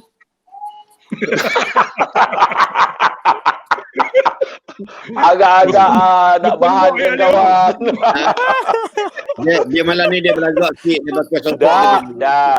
Jangan main-main. Ni Profesor Dato' Doktor tahu. If you want to speak in English, so please do so from the beginning. Itu dah. Jadi itu antara dia. Sebab tu kalau kita lihat dalam bahasa muda, kalau kita berbalik kepada surah Ali Imran ayat 134, yang mana Allah telah membicarakan ada 3 perkara. Ini boleh berkait dengan persoalan rumah tangga. Tadi saya kata saya nak bincang juga ayat ini. Iaitu antara bila Allah sebut dalam Quran, surah Ali Imran, boleh naik semua para komen boleh check dalam Quran, iaitu alladzina yunfiquna fi sarra'i wad dharra. Yang kedua, wal kazimin al ghaib wal 'afina 'anil nas wallahu yuhibbul muhsinin. Sadaqallahul azim. Iaitu ayat sebelum tu membicarakan wasari'u ila maghfiratin min rabbikum wa jannatin arduha samawati wal ardh. Tiga perkara. Ini berkaitan dengan persoalan rumah tangga. Tadi saya kata saya nak bincang juga ada ayat ini. Iaitu antara bila Allah Apa buka? Wah, macam mana suara sampai dulu cakap kemudian tu? Ya ke? Apa buka? Dahsyat. Ini lain macam ilmu ni. Mana? Jadi tak bagi ayat ni, Allah suruh kita bersegera mencari pengampunan Allah dengan melakukan amal-amal yang soleh. Jadi disediakan bagi orang yang terampun dosa syurga yang luas, ringkaskan, kemudian diberi kepada orang bertakwa. Orang bertakwa maksudnya ada 3 benda yang Allah sebut sini. Tak masuk ayat 3, 1, 3, 5 lagi. Ringkas mudah. Iaitu yang pertama, orang yang rajin bersedekah. Sama ada dia susah ataupun dia senang. Yang kedua, orang yang sabar. Al-Kazimin ni orang yang tahan marah. Tahan marah. Betul. Ini sebab tu bila Datuk cakap tadi, kita duduk kaji macam mana Nabi menghadapi isterinya yang ramai. Bukan seorang, bukan 2, bukan 3, bukan 4, bukan 5, bukan 6. Ramai. Jadi bila disebut oleh isteri Nabi SAW, kana khuluqu al-Quran. Akhlak Nabi ini adalah apa yang terkandung dalam Al-Quran. Maka antara disebut sini ialah ketika susah senang. Tengok Nabi SAW dalam bahasa mudah. Kan? Riwayat kita mendapat bantar, dapat daging, dapat tulang. Dia agih-agihkan ke jiran-jiran yang berdekatan kerana dia khatiri anak-anak jiran terbau gulai ataupun sup yang dimasak oleh isteri Nabi, dan diperbanyak dengan idam ataupun kuah dan sebagainya. Walaupun susah, Nabi tetap menyumbang. Ini keadaan dia. Dan yang kedua ialah wal kazimin al ghaiz. Antara satu perbuatan cukup baik Nabi memang jenis sabar, tahan marah. Orang kata apa kat dia pun Nabi tak balas balik. Orang maki Nabi pun Nabi tak marah balik. Subhanallah. Dan yang terakhir ialah wal afina anin nas, orang yang pemaaf. Yang inilah kita dah nampak nak kaitkan dengan apa yang berlaku dekat Nabi SAW yang boleh kita petik daripada nuzul Quran ataupun sambutan pada malam ini, yakni supaya kita ni bila dapat berita, bila dapat apa akhbar dan sebagainya, kita kena pastikan dulu kalau boleh benda tu biarlah betul-betul dari sumber yang betul, yang sahih. Kita takut nanti dalam bahasa mudah, contoh-contoh lah. Saya ingat lagi orang pakat duk kutuk negeri polis tentang solat Jumaat tak dibuat. Ingat tak lagi? Awal-awal tu. Yang seronok saya, I don't care about public people, you know. I don't care about them. Tapi masalah ialah kita please. Di kalangan ustaz-ustaz ni. Oh ni lah pokok ni fahaman sekian-sekian Jumaat tak buat. Lelah kali muzakarah muti-muti seluruh Malaysia pada 15 hari bulan Mac mengatakan memang tak boleh solat Jumaat. So, nak jawab apa? Kita ni cepat mudah menghukum seseorang. Ini masalah kita pada hari ini. Saya ulang balik, saya tak kisah buat netizen, tapi saya kisah di kalangan kita ni. Bukan orang lain, ada penceramah juga cakap macam tu. Inilah pokok ni, fahaman mereka ni orang macam-macam contoh lah kan. Tiba-tiba pada 15 Mac, petang tu keputusan muzakarah mengatakan kepada dia iaitu Jumaat tidak dibenarkan kerana PKP atau kerana COVID dan sebagainya. So dalam bahasa mudah ni kita nasihatkan Nabi SAW bukan makhluk Allah yang cepat menghukum orang akan kesilapan orang tersebut. Maka Nabi berdoa moga-moga sesuatu yang terbaik dapat dilakukan oleh orang yang buat salah tadi ni kembali kepada Allah Subhanahu wa ta'ala. Ini antara dia. Yang itu antara. Jadi macam Datuk sebut tadi ni, masya-Allah. Ni mesti berbina lah. Itu antara mungkin yang boleh kupas apa yang berlaku pada kita pada hari ini tu. Wallahu a'lam. Itu antara dia. Sekarang tinggal seorang yang pakai songkok, yang pakai kopiah balik lah. Kan dah cakap ni, boleh berubah-ubah. Warna boleh bertukar.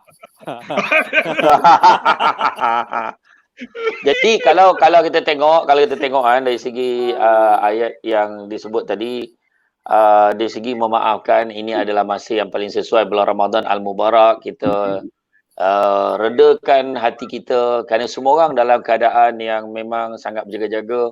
Kita penceramah ni pun yang gelak-gelak malam ni bukan apa. Masing-masing pun dah tension dengan keadaan apa yang berlaku, tetapi kita layanlah, kita terima apa Allah bagi ni. Allah bagi yang terbaik kat kita ambil hikmah dia dan kejarlah kebaikan. Tak ada nak cari keburukan. Cari keburukan memang jumpa, kita tak sempurna. Cari kebaikan-kebaikannya. Dalam surah Al-Isra ayat 7 Allah Ta'ala kata, barang siapa yang mengejar kebaikan, maka kebaikan itu, manfaat kebaikan itu akan berbalik padanya. Kalau kita kerja buruk, keburukan itulah yang akan balik kepada kita. Jadi buatlah yang baik-baik dalam keadaan kita tempoh ni. Ni dalam tempoh nuzul Quran pula. Quran turun nak membawa kebaikan, nak memberikan keselamatan dan kesejahteraan kepada umat Islam sarwa jagat. So kita semua ambil peranan menguasai Al-Quran, memahami, tadabbur, melaksanakan apa yang Allah perintahkan di dalam Al-Quran, di dalam kehidupan kita. Wallahu a'lam. Okey, Ustaz Abdullah Khairi. Mungkin kita bincang sikit tentang apa nama disebut tentang Al-Quran ni. Tadi ada grup daripada kelab apa tadi? Social Yadim, analah yang ada daripada Macang Kelantan. Ya, Dia kata, bukan kelab ibu-ibu tunggal Malaysia. itu tak Samsul debat, itu kerja dia. Aku diam kau bagi Dia menyebabkan ramai wanita jadi tunggal. Ada apa? Balik topik. Okey. Ni ada. Sebelum kita berteruskan jalan lebih jauh lagi, kita ucapkan syukur pada malam ini salah seorang daripada follower yang tengah memerhatikan dan memberi komen, iaitu yang memakai nama Acong, berminat dengan Islam. Jadi mudah-mudahan terbuka hati kami semua dengan hati yang terbuka. Kalau nak contact personal message dengan kami, kalau anda kata nak dah terbuka hati tu, jangan tunggu lama-lama. Seronok sebenarnya kami mengalu-alukan kehadiran saudara Acong. Mudah-mudahan cepat-cepat kita mengucap dua kalimah syahadah, cepat-cepat kita laksanakan Islam yang terbaik di dalam adil Islam, mudah-mudahan. Ana nak cerita sikit ni tentang Tuhan buka hidayah ni. Ada seorang hamba Allah daripada pelajar. Sekejap. Okay. Kalau saudara Acong mendengar dalam ni, dia boleh bagi nombor dia, insya-Allah kita boleh masukkan dia dalam live kita bersama, tak ada masalah.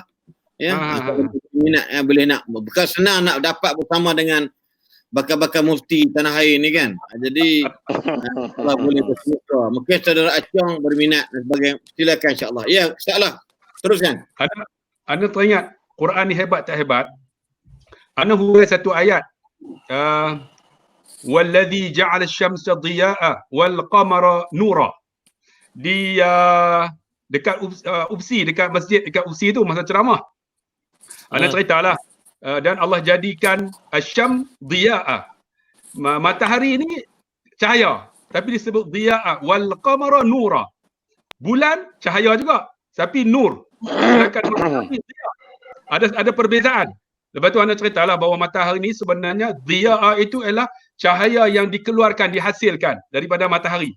Sedangkan nur ialah cahaya yang dipantulkan daripada matahari. Rupa-rupanya ada seorang pelajar Chinese. Dia duduk di tepi jalan tu, dia dengar huraian tu. Tuhan kata Tuhan bukakan pintu hidayah dengan Al-Quran. Dia mai dekat tepi masjid, lepas tu dia minta kelulusan nak masuk dalam. Jadi dia masuklah. Elok-elok habis ceramah, terus dia angkat tangan. Ni cerita cerita betul.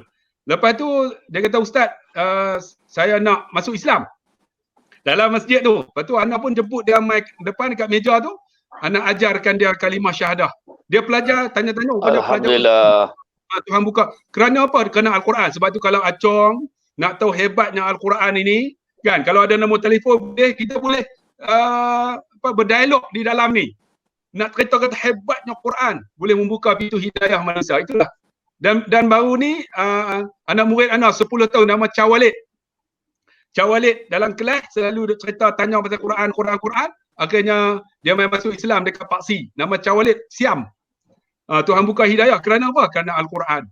Itu hebatnya Quran. Itulah. Mungkin Ustaz Abdul Khairi mungkin boleh kupas sikit bagaimana kita nak menyelami rasa cinta kita dengan Al-Quran. Silakan. Quran ini dia kena baca. Bukan saja baca, dia kena tadabbur. Kena tengok satu-satu ayat ni.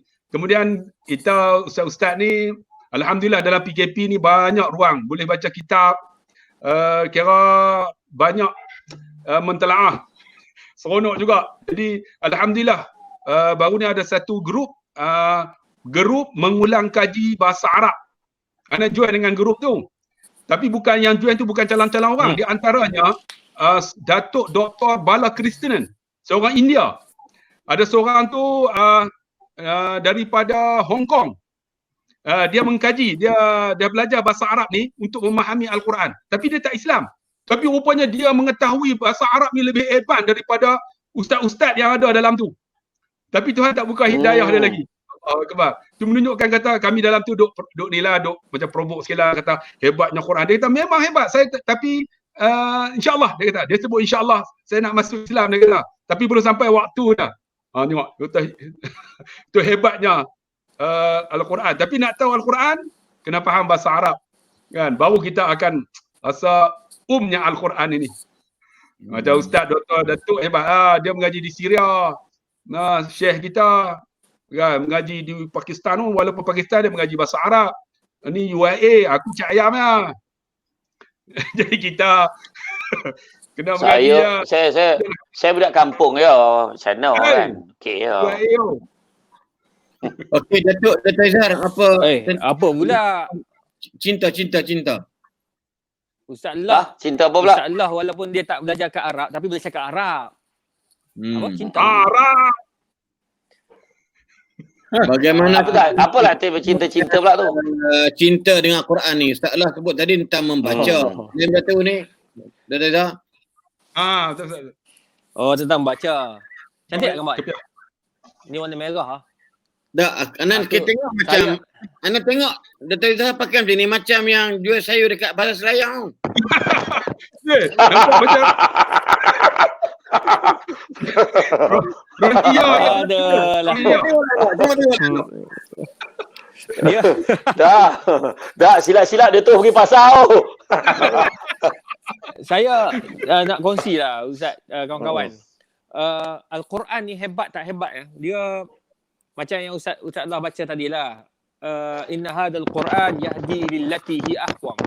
Dia Quran ini dia bagi hidayah kepada orang yang betul-betul nak. Sebenarnya bila kita baca, kita mendalami Quran ya Ustaz Allah, kita jadi kita pertama kita akan jadi macam ni apa yang disebut oleh Imam Syekh Sya'rawi, Mutawalli Sya'rawi. Apabila anta tadabbar Al-Quran, bila kamu mendalami Al-Quran, menghayati Al-Quran, akan jadilah kamu tiga benda. Pertama, kamu akan jadi apa? Tawadu'an lillah. Kamu akan jadi orang yang tawaduk. Tawaduk ni macam mana Ustaz? Sebab bila kita baca Quran ya, kita tengok apa yang ada dalam Quran tu, dia seiring dan selari dengan sains dan teknologi. Betapa hinanya kita. Lepas tu Quran tu hebatnya Ustaz, dia bagi kaedah umum. Dia kaedah umum, kemudian ditafsir oleh sunnah. Kalau tak ada dalam sunnah, ia akan diijtihad oleh para ulama. Jadi maknanya Quran itu sesuai sepanjang zaman. Kalau Ustaz tengok bab ekonomi, Allah, pelik Ustaz. Dulu kita bayar zakat semua pegang tangan apa semua. Sekarang semua online. Jual beli online. Jadi banyak dah berubah. Jadi bila kita tengok, rupanya Quran ni dia sesuai sepanjang zaman. Dalam sains teknologi boleh pakai. Saya ramai kawan-kawan yang buat kajian dengan sainsnya, dengan perubatannya, doktor-doktor perubatan. Memang banyak benda pelik yang mereka kata apa yang kami belajar dalam medik, apa yang kami belajar dalam sains bertepatan dengan Al-Quranul Karim. Memang hebat Ustaz, memang hebat. Jadi maknanya kita nak sombong apa? Sebab semua ilmu tu Allah punya. So kita tak payah sombong lah. Tu satu. Jadi kita akan jadi bertawaduk. Tu sebab bila saya tengok ada kawan-kawan kita kan, dia belajar. Dia belajar. Bila dia belajar, dia akan kata, itu pandangan orang tu tak betul tu. Ustaz lah tu tak betul tu. Dia bukan ustaz tu. Dia tu apa tu engineer tu. Engineer tu. Belajar sikit tu dia pun ustaz dia dah. Saya tak setuju pandangan tu. Memang saya tak setuju. Ustaz ni bila dia ada ilmu, tu nama ustaz. Dia guru engineer masa saya belajar kat Syria dulu, saya belajar matematik, sains, biologi apa dalam bahasa Arab. Sebab kita sekolah menengah kan, sekolah menengah. Kita ada 24 subjek. 12 subjek agama, 12 subjek bidang pengajian bukan agama. Matematik dipanggil ilmu hisab, ulum insaniyah dipanggil biologi, apa semua tu bahasa Arab semua tu. Jadi maknanya guru yang mengajar kami tu, dia ni orang fizik, dia mengajar fizik. Bayangkan dia mengajar fizik, kami panggil Ustaz Toha. Panggil Ustaz Toha. Walaupun dia bukan ustaz, tetapi dia bukan ustaz kat kita lah, ustaz agama. Tapi dia ni ustaz, dia panggil ustaz, orang yang ada ilmu. Jadi ada setengah orang dia kata, apa ni cakap dia ni tak tahu apa. Sebenarnya ilmu Allah tu besar. Saya baca pagi tadi, saya kongsi dalam grup kami kan. Saya kongsi tentang pandangan Imam Syafi'i, qaul qadim dengan qaul jadid, solat Jumaat. Ya Allah, dia ada lebih kurang 8 ke 9 muka surat. Saya baca sekali jalan tu, kitab lama. Kita baca, wish, menariknya pandangan-pandangan ini dibincang. Imam Sayuti, Imam Nawawi.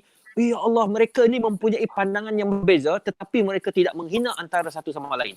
Itu penting. Bila kita faham Quran, kita tidak akan jadi sombong. Tu buat saya belajar itulah. Bila orang sebut tentang pandangan tu, saya kata itu pandangan lah. Tak apalah, mana dia ada pandangan. Jangan kita kata menyalahkan orang. Bila kita suka salahkan orang akan salahkan kita balik. Kama tadi nutudan. Kau cakap kat orang, kau kutuk orang kutuk kau balik. Nampak tak? Cuba kita mengambil pandangan menghormati. Kan? Hum rijal dan hum rijal. Mereka boleh, kita pun boleh. Jadi kita cuba menghormati pandangan orang. Itu yang pertama. Nombor dua, bila kita kata Imam Syekh Asy'arawi, bila kita faham Al-Quran, kita akan lebih menghargai nikmat yang Tuhan bagi. Kita ni tuan-tuan, ya Allah, banyaklah nikmat Tuhan bagi daripada Quran. Satu benda yang saya duk muhasabah, Allah bagi rezeki pada orang yang hafal Quran, orang yang jaga Quran. Tidak ada seorang pun kita jumpa tepi jalan yang dia orang ni minta derma. Saya, kenapa hang ni minta derma? Aku ni susah. Hafal Quran dulu tak ada. Buruk-buruk pun jadi imam dekat surau, rumah ada, makan minum ada. Betul tak? Ada seorang yang saya kenal kat Johor tu, kat Johor saya kenal. Dia tu asalnya imam surau. Disebabkan suara dia sedap, budaknya baik, akhlak dia bagus, akhlak Quran, khuluqul Quran, dia ikut sama macam mana Quran. Diambil, dia kebetulan jadi imam dekat surau kawasan orang kaya. Orang kaya ni ambil, kahwinkan dengan anak dia. Ya Allah. Daripada sekarang ni jaga satu syarikat. Bayangkan. Daripada tidak ada apa-apa kepada ada apa-apa. Oh, hebat. Tu, patutnya kita akan menghargai nikmat yang Tuhan bagi. Nikmat harta, nikmat apa. Nombor 3 yang terakhir, pastilah kita akan rasa kekurangan. Setiap benda yang kita buat tak sampai ke martabat yang Allah Subhanahu Wa Taala nak untuk kita masuk syurga. Itu bila kita tengok Ustaz Datuk Ismail Qamus almarhum pergi, dia ingatkan kita 4 perkara. Kita nak jadi kita kena 4. Pertama, kena semayang, kena baca Quran, jangan tinggal amalan-amalan sunat jangan lupa. Semua benda-benda ni lah yang dia pesan untuk kita jadi manusia yang baik. Daripada mana? Quran lah. Allahu a'lam. Datuk untuk maklumat semua, program kita ni ditaja oleh Pusat Pengurusan Zakat Majlis Muslimin Sultan Kuala Lumpur. Isu dia satu isu, makasih Datuk sebut tentang zakat online tadi ni. Ada juga orang yang dia tak puas hati, dia kata sah ke sebab kita tak ada akad salam ni nak bayar zakat ni, nak pakai online saja ni. Ini mungkin apa pandangan Datuk secara ringkas. Dan malam ini untuk maklumat semua komentar dan juga yang sedang live malam ini, program kita ditaja atau disumbang oleh Pusat Pengurusan Zakat Majlis Agama Islam Wilayah Persekutuan Kuala Lumpur. Jadi ada satu isu, duk masih sebut lagi, kita terang dah. Mungkin Ustaz Aslin terang tak berjelas, mungkin orang tokoh akademik macam Datuk Dr. Arif jelas sikit pada malam ni tentang zakat. Ustaz Aslin lah jelas. Silakan Datuk. Ada pula. Silakan Datuk Izzah, silakan. Dia sebenarnya hak akad pegang tangan, gegar-gegar semua tu akad adat je. Yang penting telah berlaku transaksi, telah berlaku persetujuan, kan kita ada klik-klik semua tu kan. Semua tu insya-Allah sah, tidak ada masalah. Kalau tidak mufti-mufti takkan izinkan. Sekarang ni semua mufti-mufti mengizinkan Jabatan Agama Islam pusat-pusat zakat negeri-negeri untuk melakukan akad ataupun pembayaran zakat secara online. Itu satu. Yang nombor dua, mereka melihat kepada kumpulan-kumpulan yang tak erti IT. Macam Ustaz Allah tak erti IT, tak tahu nak tekan tang mana kan. Dia orang boleh pergi dah kat masjid-masjid. Memang buka pun, ada wakil. Jadi semua negeri tu, semua masjid akan ada wakil untuk kita bayar zakat kat situ. Pergilah, tak ada masalah. Yang tak boleh semayang je tak boleh. Yang lain semua boleh. Pergi bayar zakat, balik. Bayar zakat, balik. Tu pun kena jaga dia punya jarak. Cuma pegang, gegar tangan, saya terima akad semua, itu semua saya terima dengan pegang tangan, lepas tu berdoa depan amil, itu semua adat. Tapi yang syariat tu ataupun rukun dan syarat zakat telah pun terlaksana, insya-Allah. Sebab dia orang kata kalau nak jual beli ni kena ada saya jual ataupun saya beli saya jual. Contohlah. Ana bagi mudah aja. Selama ni awak minum air di mesin, air kat mesin dekat highway tu, kita masuk duit, awak cakap apa kat dia? Saya beli, kan? Kalau dia jawab mesin dia, saya jual, tertinggalnya air tin dia lari bercelapak kata. Jadi kadang-kadang manusia kadang-kadang bila dia asyik naik sebuah kereta dalam hidup dia naik kereta tu dia naik. Dia tak nak kereta lain. So dia kata, inilah kereta yang terbaik. Dia belum rasa lagi kereta yang lain. Ya. Ini maksud dia ada guru ni macam Datuk sebut tadi, walaupun qaul qadim, qaul jadid dan sebagainya, ulama-ulama membincangkan, menghimpunkan aqwal para ulama mazhabul arba'ah, contoh dia, untuk bukan nak hentam mengentam, tapi untuk meraihkan, nak bagi tahu ini adalah hukum yang mana anda boleh pilih di sudut mana yang kamu suka. Contoh begitulah. Ini saya kata ramai orang yang suka naik kenderaan, yang kenderaan tu dia pakai sejak dia sampai hari ni, dia kata itu yang terbaik, yang tak terbaik. Jadi saya tanya ataupun jawapan yang paling baik macam itulah, sekadar orang kata kias balik apa berlaku. Jadi terima kasih banyak. Jam sekarang ni dah hampir pukul 12 malam. 12 malam, alhamdulillah. Jadi terima kasih banyak kepada pihak pusat pengurusan zakat. Belum tutup Ustaz. Tak tutup lagi. Sikit. Kita tribut sikit dekat Allah yarham Ustaz Datuk Ismail Kamus. Nak cerita sikit seorang Datuk Ismail Kamus ni yang ana kenal lah. Seorang yang cukup hamba. Satu lagi dia, kalau kita ceramah di atas, dia sanggup duduk di bawah, pegang pen, catit. Sedangkan dia seorang ulama yang hebat. Susah kita nak jumpa orang macam ni. Beza kan dengan kadang-kadang mengaji sikit orang rasa macam hebat dah sebenarnya, lagi mengaji lagi nak cari ilmu. Satu lagi dia humble. Ana pernah duduk makan, tanya, dia tak akan tolak untuk menjawab. Ini seorang yang cukup hebat lah. Walaupun sakit, kan kita tanya Datuk ni boleh cakap, dia layan kita. Ni seorang yang cukup hebat, dan Allah ambil dia pada malam 15 Ramadan, hari Jumaat, dalam bulan yang penuh keberkatan. Masya Allah, orang ziarah dia punya ramai walaupun dalam PKPB kan. Tu kita boleh tengok bagaimana amalan dia. Allahu Akbar. Hebat ni. Kurang-kurangnya kita boleh cemburulah kematian yang macam ni. Harap kita pun saya teringat tahun lepas ketika orang dah mewawarkan yang Datuk Haji Ismail Kamus meninggal dunia tahun lepas. Pada ketika itu, 11 siang sebelum malam tu keluar berita menyatakan tentang meninggalnya Datuk Ismail Kamus. Siang tu kebetulan saya ada satu ceramah di Batu Caves, di taman apa tak namanya, tapi pada ketika itu saya singgah sekejap dekat AJN sebab dapat makluman yang dia masuk AJN. Memang ramai dekat luar masa tu nak jumpa dia. Saya pun just cuba nasib lah. Saya cakap boleh tak nak jumpa sekejap. Jadi dia telefon, dapat jumpa. Masa tu bulan Ramadan, bayangkan 12 Mei tahun lepas. 12 Mei makna genap hari ni kira setahun dah lah. Setahun, hampir sangat setahun dah. Jadi masa tu saya ingat saya cakap dengan dia, berbual dengan dia, rancak dia walaupun dia sakit tu dia layan memang, betul kata Ustaz Lahiri. Dengan tahap dia tu sakit, dia layan memang mesra. Cakap, saya teringat, saya tengok dia tu, last saya jumpa dia, bukan kata last lah, pertama kali saya tengok dia, waktu dia berceramah di kampung mak saya di kampung Pancur, penuh orang tengok dia ceramah. Saya dapat tinjau daripada tingkap dia. Daripada tingkap surau masa tu. Dan saya dapat jumpa masa tu, saya explain lah. Betapa seronoknya saya jumpa dia. Dan Saya tanya dia, ada tak pesanan? Ni cakap betul-betul orang ni. Apa pesanan? Dia kata, pertama sabar banyak-banyak. Dia kata, dalam dakwah ni biasalah. Orang cakap macam-macam. Peduli kan? Dia kata.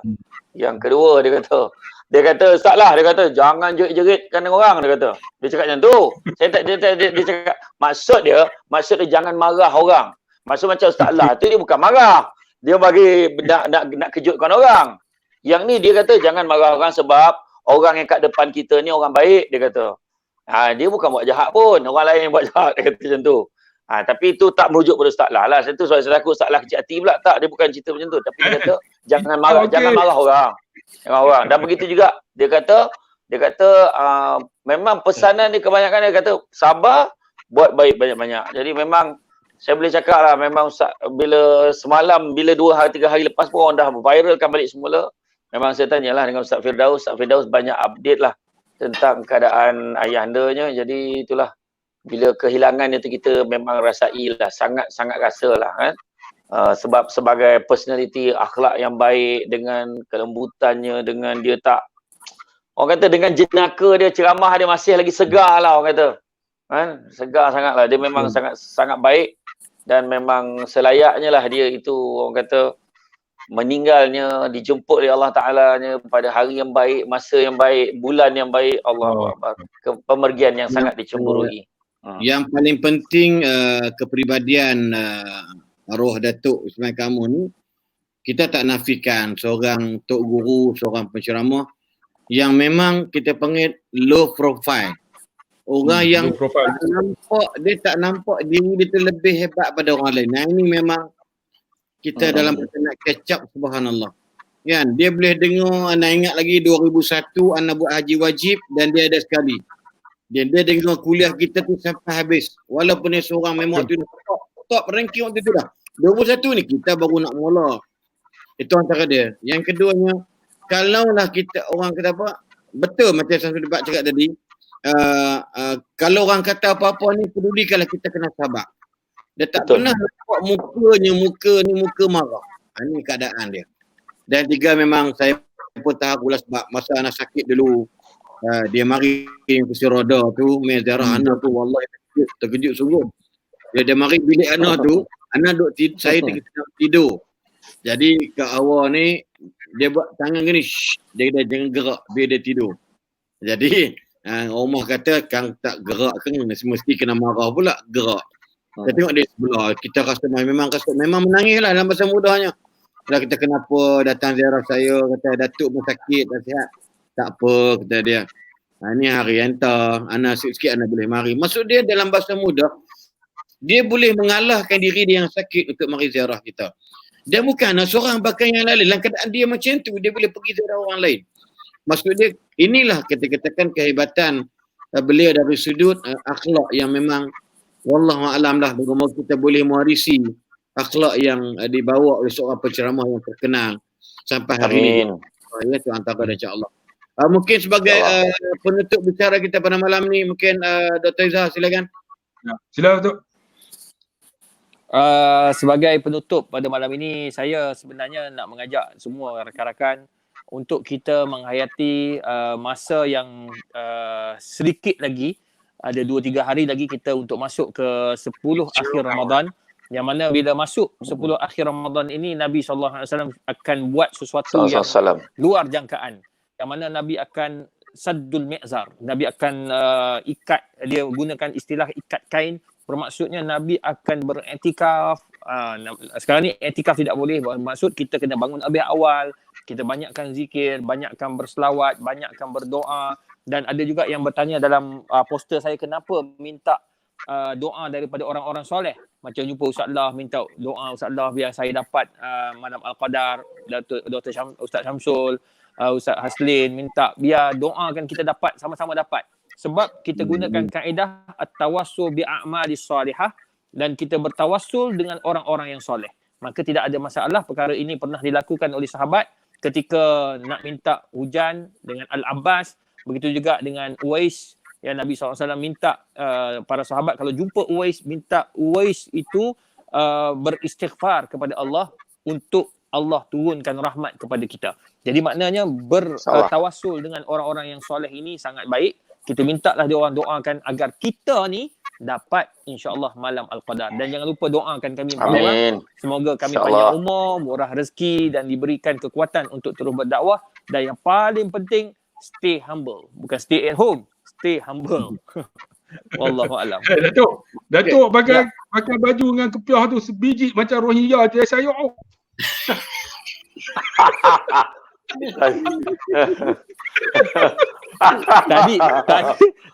Tadi Ustaz Aslin dah kutuk dah. Dia kutuk lagi. Alah, tak apalah.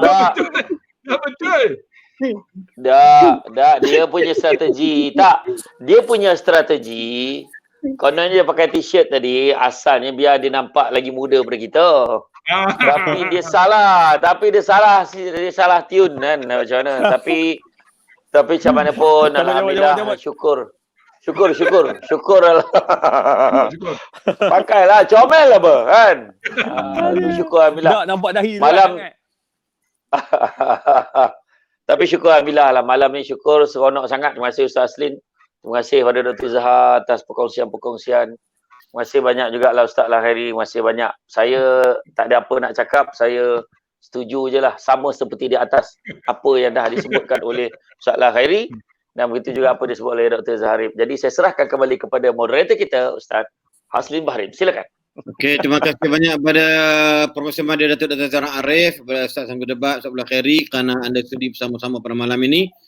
Dan pada malam ini pada para penonton forum live online kita pada malam ini, forum kita ditaja oleh sumbangan daripada Pusat Pengurusan Zakat Wilayah Perkutuan Kuala Lumpur. Terima kasih banyak. Jadi ada satu tajaan ni. Siapa dia? UAK Travel. Oh, Masya Allah. Alhamdulillah. UAK Travel. Apa ni? Ada satu slot lagi kah kita ni? Ada. Hari tu. Kita ada satu tarikh lagi sebelum raya. Sebelum raya. Malam 27 insya-Allah. Malam 27. Jadi ada wakil tak jemput? Maksud dia? Kau nanti panggil siapa-siapa kah? Seorang. Boleh. Ustaz lah macam nak panggil yang grup sebelah tu datang ayo. Jangan pandai. Ada orang nak maki kita dalam ni buat hari. Ada. Tak, dia maki lepas tu dia lari. Tak berani. Ya. Orang balon dia pula. Kan. Oh iya ke? Dia silap lah. Dia Manchester. Dia pergi masuk kat Liverpool. Memang kena maki lah. Dia salah stadium. Silap baju. Okey, terima kasih banyak. Jadi bagi sahabat-sahabat para penonton yang ingin menyumbang juga kepada Pusat Akademik Asy-Syafi'i bawah kelolaan Ustaz Abdullah Khairi pun insya-Allah boleh hubungi Pak Si dan Ustaz Abdullah Khairi untuk membantu dalam keadaan PKP ni dari sudut sumber pendapatan, nak menguruskan maintenance, pembangunan dan sebagainya. Jadi bagi mereka yang ada kelebihan harta ataupun wang, insya-Allah boleh salurkan kepada Pak Si daripada ataupun kontak Ustaz Abdullah Khairi. Carilah dalam Facebook dan sebagainya insya-Allah. Jadi alhamdulillah sekali lagi saya ucapkan terima kasih kepada semua. Jam sudah menunjukkan pukul 04 pagi. Pukul 00.04 pagi. Dah forum jadi 2 hari sejarah kalau ceramah dekat luar pun tak tahu. Kan? Jadi insya-Allah terima kasih banyak kepada Pusat Zakat. Moga-moga bagi mereka yang nak bayar zakat, pastikan bayarlah zakat ya kepada pihak yang berwajib. Kalau di Selangor dengan Lembaga Zakat Selangor, dan bagi di wilayah bayar dengan PPZ. Juga Pulau Pinang, Melaka, Sembilan dan sebagainya insya-Allah. Ya, moga-moga sumbangan anda, zakat anda akan memeriahkan lagi suasana orang yang memerlukan bantuan tersebut. Jadi insya-Allah, terima kasih banyak semua. Jazakumullah khairan jazak.